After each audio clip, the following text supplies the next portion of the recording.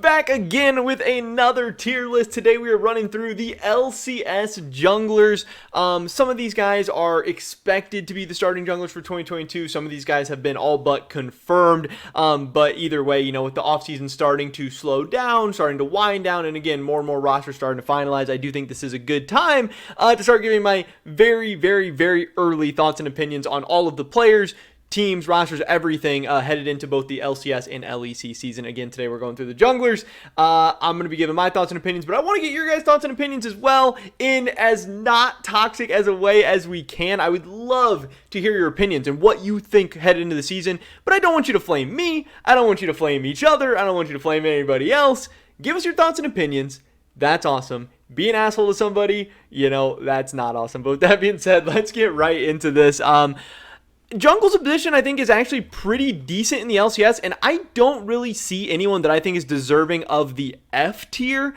At the bottom of my list, however, I will probably piss a lot of people off. Not a lot of people, but some people off right away by going with Jose Diodo in the C tier. This is a guy that I was pretty excited for, pretty hyped up for last year, and I know a lot of people were. And in general, people were pretty hyped up and excited about the FlyQuest roster. Jose Diodo was not all that impressive to me last year in the LCS. Maybe his second year in the LCS, he'll start to be more comfortable with the United States, more comfortable with FlyQuest, more comfortable with the LCS. Obviously, FlyQuest has a very, very different team headed into 2022. Maybe some things will click differently. I don't know, but either way, I was not that impressed with Jose Diodo. I don't know if he's going to be that good. Again, I think there's actually a lot of decent junglers. I think the jungle pool really improved headed into the 2022 season. And Jose Diodo is just not one of those names that stands out to me very, largely. He's not terrible. He's not like, he should be demoted to academy or something. So that's why I have him in the C tier, not the F tier. But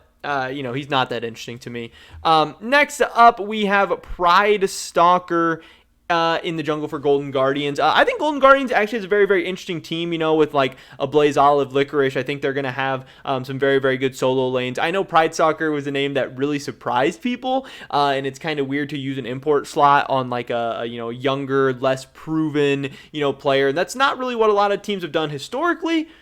But this year, there's a lot of teams that are doing more and more stuff like this. Cloud9 seems like they're going with some young Koreans. TSM seems like they might be going to some young Chinese players. And Golden Guardians is going with a younger, more inexperienced European player. And, Pride Stalker coming over from the ERLs. Obviously, Europe has came out with a lot of ERL talent, and some of these guys work out, some of them don't. I'm not going to say if you get an ERL player, they have like a high success rate or anything like that, but there is some talent there, and if you can find the right guys, I think Pride Stalker's in a good team. I think Golden Guardians actually has a good coaching staff. I respect and Narrow a lot. Good solo laners. I think he's set up in a position for success. I don't think he's like some, next up like prodigy or anything like that. So I still have him in the C tier. But I don't think Pride Stalker is going to be bad. It was a surprising move to me. It was a surprising pickup.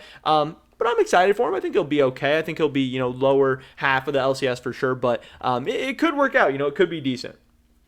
Next up, going into the B tier, I guess. To me, Contracts is like high C tier, low B tier, but I'll put him in B tier.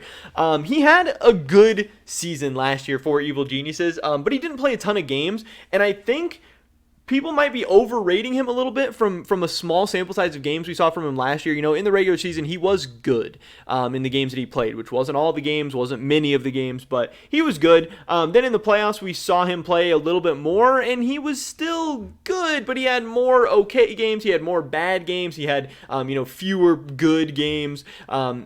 Not trying to like flame him or anything, but I don't know if he's going to like live up to the hype. Also, obviously, CLG is not Evil Geniuses. That's pretty significant step down in terms of coaching staff, management, and overall roster. So I think it's going to be much harder for him to succeed, but also understanding that he is now, understands that he is the starter. He's getting a full offseason of preparation, a full offseason of work at the LCS level in terms of scrims, practicing, all that stuff. And an org that believes in him, trusts him, is giving him the keys. And I think that does instill some confidence in players as well and could potentially have them play a little bit better. So I think Contracts is fun. He's exciting to watch. I don't know exactly how good he is. It's a little bit bit hard to tell. So, I think low B tier, high C tier is pretty reasonable. But I'll put him in the B to start head into the season. I think it's a big pickup for CLG. I think it's cool. I think CLG looks way better than they did last year, but I still expect them to be a team that struggles. If you're a jungler on a struggling team, good luck. It can definitely be hard sometimes.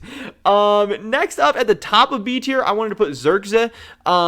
You can definitely put Xerxe in A tier, and I wouldn't argue with you too much. The only thing is, I think there's so many good junglers in the LCS, especially at the top half, that I don't really put Xerxe in with a lot of these names that we're going to have up here.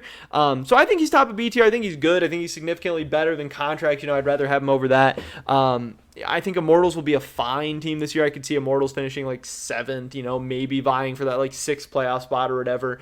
I think Xerxe is going to be one of the better players on their team. It'll be interesting to see how he pairs up with Power of Evil. Obviously, Power of Evil's a good player, but he's not always the easiest player to like jungle for. We'll see how it goes. I don't know. Xerxe is a guy I like. I just struggled to put him too much higher on the list, just based off last season and based off what I think his team's going to do and how they're going to help him and everything. But I do think he's good overall. Now, getting into the top 6 in the LCS, I think it is very, very hard to differentiate between these guys because I think there is a lot of good players in the top 6 in the LCS. I don't know. It's really, really hard to rate these guys. And like, I want to go with Santorin next, but like, that feels like a slap in the face to say that Santorin is the 6th best jungler in the LCS. Like, that's kind of crazy to me. But I'm really not saying anything bad about Santorin. I like Santorin. I was glad that Team Liquid is bringing Santorin back. Now, obviously, I do have questions about, what he's going to bring to, if he's going to be healthy throughout the year. I don't know what all the issues he has and everything going on. He needs to actually be there in the big games and in the big moments. But yeah, when he plays, he's been awesome for Team Liquid. I think he's going to be good again. Obviously, reuniting with Xerxe is going to be very, very interesting and fun to watch. They have some history. They have some synergy. He's going to get to play with Blippo, which is going to be crazy. Him and Core JJ, still getting to pair up with that Jung support synergy. I don't know. Santorin's a guy I like. He is always very, very consistent. He's always very, very good.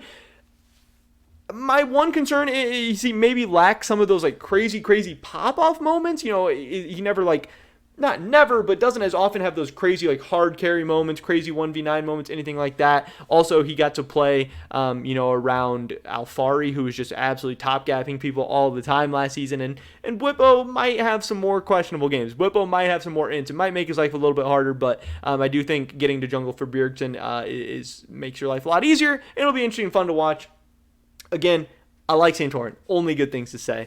Next up, I do have Closer. Now, I think this is probably going to be pretty controversial as well because Closer has a lot of fans and a lot of people watch the LCS playoffs. And in the LCS playoffs, Closer was a beast, and obviously he helped 100 Thieves win that championship. And ever since then, people are like, oh my god, Closer is a god. Closer is a monster. This is the best jungler in the LCS. But when I look at those season as a whole, when I look at spring split, spring playoffs, summer split, summer playoffs, looking at Worlds, Closer was good. He was not 2021 summer split playoffs Closer the whole year or anywhere near that. This guy is good. He is a good player. But he was playing out of his mind on the biggest stage in the summer 2021 playoffs, again, to help 100 Thieves win that title. But you're not as good as your best day. It's awesome to have those great weeks, those great months, those great playoff runs, whatever. But I do think it is, altering people's perspective of Closer a little bit. He's very, very good. I'm not saying anything bad about him. I'm just saying I think people are starting to overrate him a little bit. I think this is where he belongs. I think he's very, very good. I think he's A tier. I don't think he is that S tier of junglers in the LCS. And again, that's not a knock on him. The S tier junglers in the LCS I think are very, very good this year. Closer's good. I don't think he's consistently amazing. I don't think he consistently is like MVP level. And I know people disagree with that, and that's totally fine. In the A tier, I do have River coming over from PSG Talon.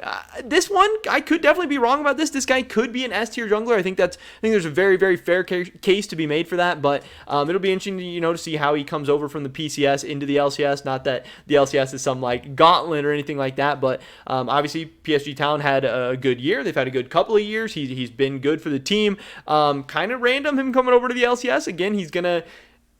he's going to be playing with an interesting lineup. I think it might be hard to, have too many crazy results, and that could affect his individual performances. But I think Rivers is a super cool pickup. I'm excited to have him in the LCS.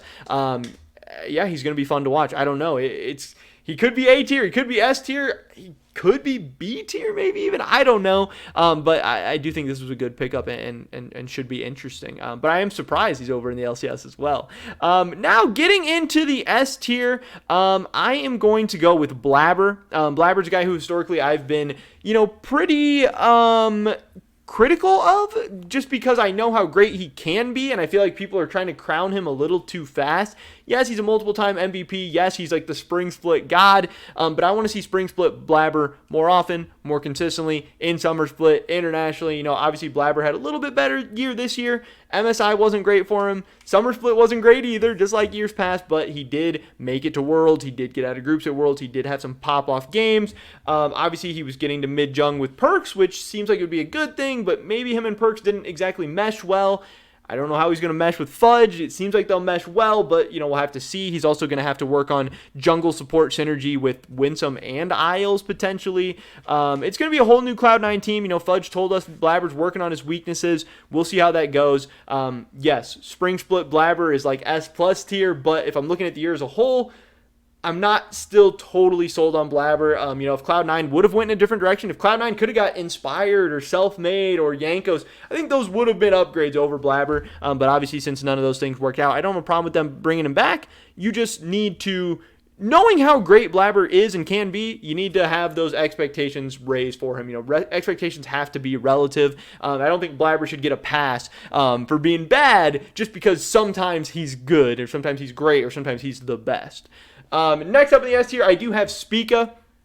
This is obviously the reigning LCS MVP. I think this guy's an absolute beast. He definitely has his own problems. He didn't show up as much as a guy like Closer showed up in the 2020 summer playoffs. But again, when I look at the season as a whole, I don't think the TSM team was that great in 2021. I think Spika did an awesome job of carrying them and, keeping them in throughout the whole season. Now, obviously, TSM, I don't even know who their roster is going to be at this point. I have some huge questions. I think it's cool having Huni, Spika, and Tactical together. I think it's a pretty solid core, especially of resonant talent and players.